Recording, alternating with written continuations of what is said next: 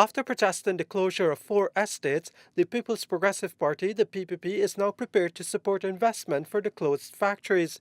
Now that the termination has been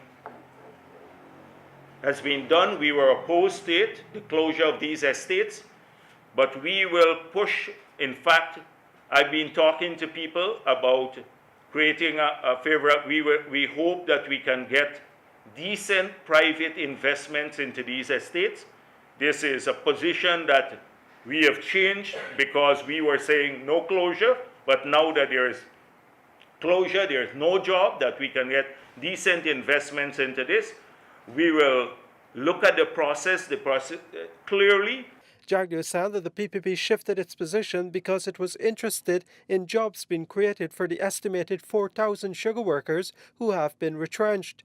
This is especially so, he said, given the fact that the sugar workers are yet to receive their severance pay.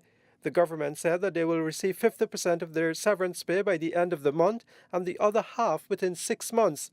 Jagdeo said this was illegal and the workers should get all of their pay now. Many of the sugar workers will have to live off of their severance for the next, I don't know how long, until they get a job. And with the job market the way it is now, it's declining, that could be a long wait for many of them. Jagdeo said the PPP was willing to support the sugar workers if they wanted to go to court to fight for their severance pay. The People's Progressive Party will pay the legal bills of all the sugar workers who want to challenge this in court. The PPP has accused the government of trying to blame the PPP for the decision to close the 4 factories. Mr. Jagdeo accused President David Granger of inflating the amount of money the government has had to give to the industry over the past 7 years.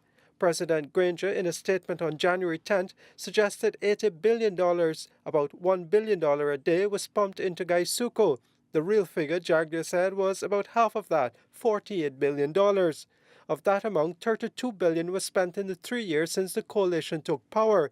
Jagdeo wants to know where all of the money went. I'm going to call for a full-fledged investigation into where this money went, because it's more than 3 times the amount that the PPP gave to the industry on an annual basis.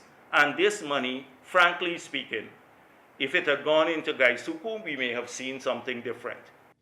Last year, the government ended operations at the Skeldon and Rosehall estates in Berbice, the Enmore estate on the east coast of Demerara, and the Wales estate on the west bank of Demerara.